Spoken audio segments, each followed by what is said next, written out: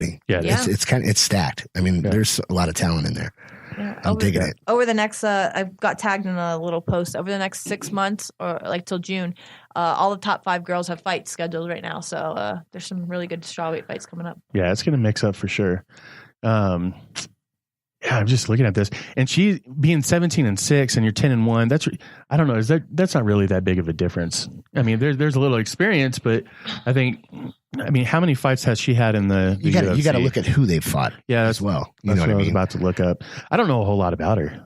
Yeah, records really don't matter to me. You know, it is what it is. Look at Raquel. Her record isn't perfect, but I believe she's right in line to become championship worthy within the next year. Well, she has been. She's been championship worthy for the last couple of years. Yeah, but she's been plagued by injuries. Yeah, and the dark horse of the division. They don't talk too much about Raquel, and that's just because she's not gonna basically just put her ass out there to get her name. She's gonna work hard like she has, and her time is coming. What is it like being just like a power couple like that? I mean, where both of you guys are UFC fighters. You're both in the spotlight. You're both well known. Mm-hmm. I mean, there's a ton of people that know you guys, and it's got to be weird to just try to walk around town together and go do things, go out on a date, and have everybody up your butt. It's cool. That aspect is really good. But in all honesty, we're like any other couple. We have our good days, we have our bad days, but at the end of the day, we love each other.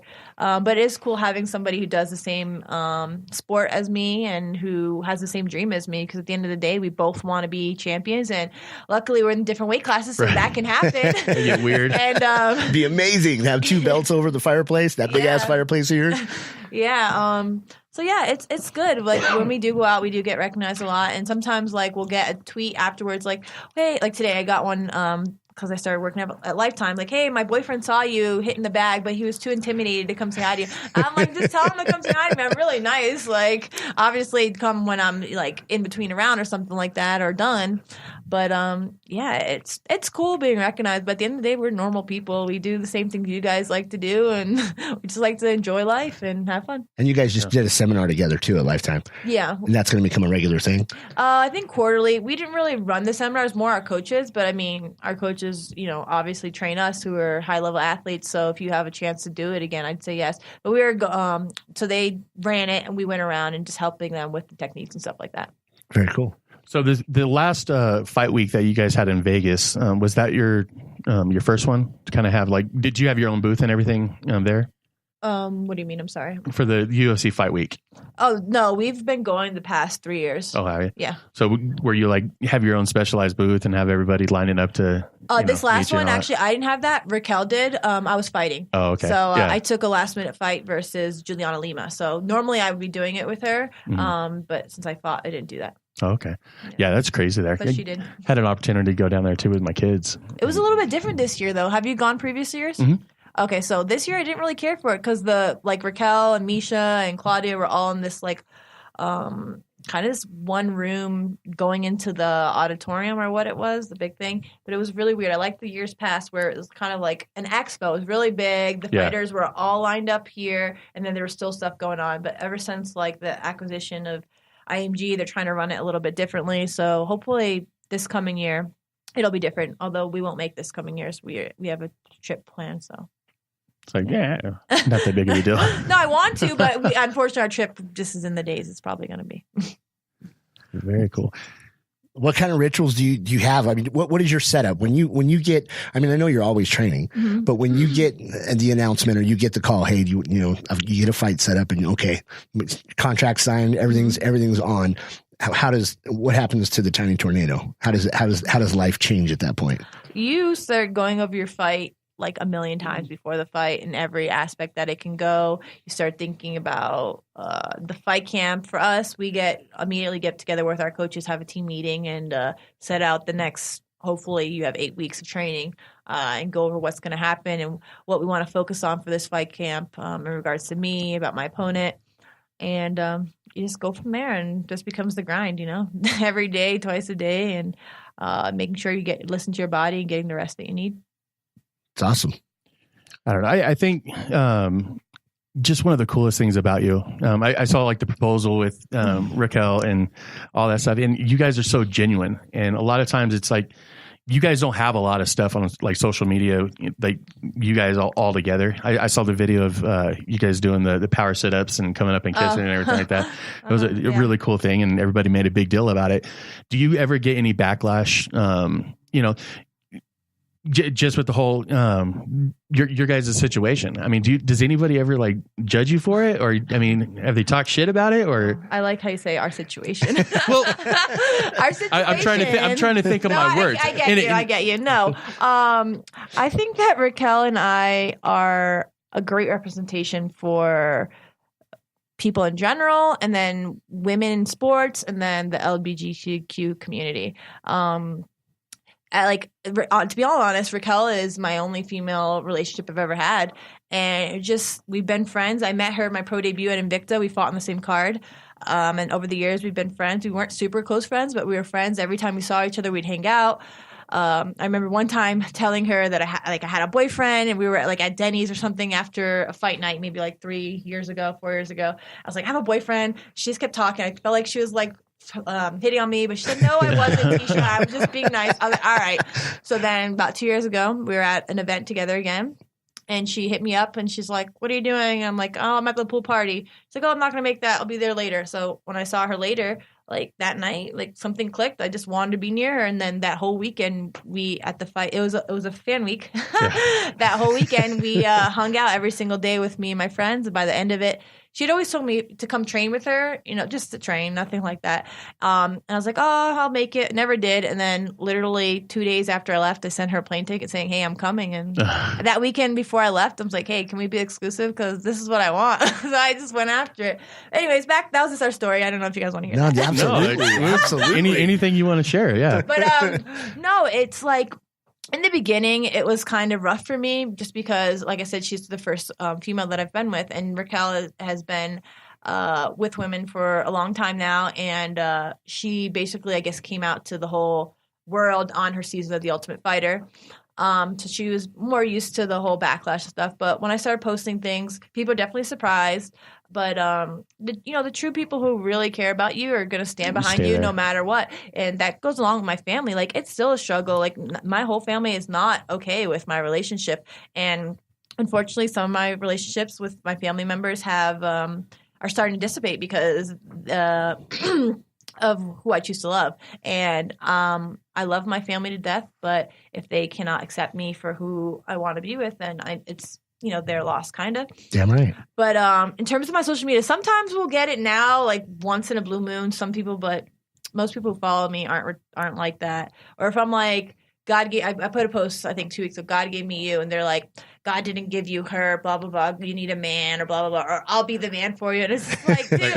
I could bring you back this way. Yeah, stuff like that. It's so dumb. It's it doesn't matter who I love, whether I end, we're engaged right now and I'm going to marry her, but whether I was to end up with a man or a woman, it really doesn't matter. To me, love is love. And I didn't think this would be, for my life. I thought I would have a male partner, but it was her energy, the person that she is, that brought me to her. So talk about that a little bit. Was there a personal struggle within you, knowing that your family probably wasn't going to be accepting of this, or honestly, or anything like that? With my family and my mom, I normally don't tell her about my relationships. And with Raquel, I told her right away, and my mom did not have it in the beginning.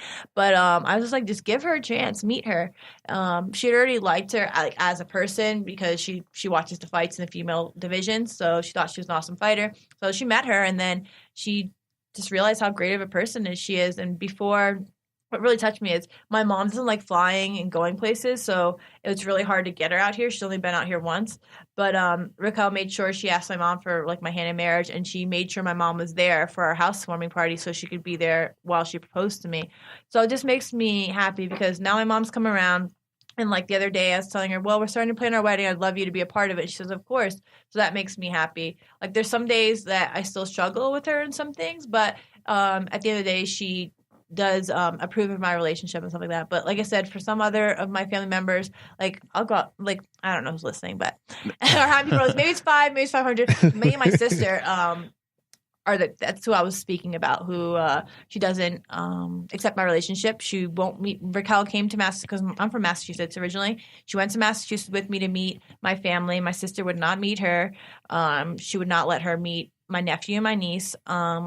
Is it a religious thing? Yeah, she claims for it to be religious, to be honest. She's like, oh, it's an abomination against the Bible, blah, blah, blah. But I think there's a lot of things. I don't know. I don't want to go too personal about it. But yeah, she claims it to be a religious thing. But I'm like, okay, you can not be okay with my relationship, but meet her as a person. I'm not going to disrespect you in front of her. She's going to be my best friend as she is as my partner, but I will not disrespect you in front of her. Just meet her as a person, and that's it. She won't even do that.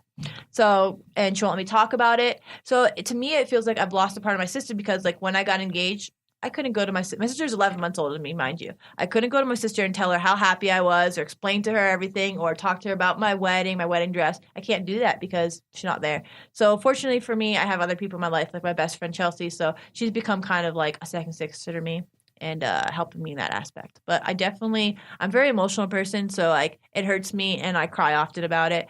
But I got to stay strong because, this is my life. And if my sister doesn't want to be a part of that part of it, it's going to be her loss. Yeah.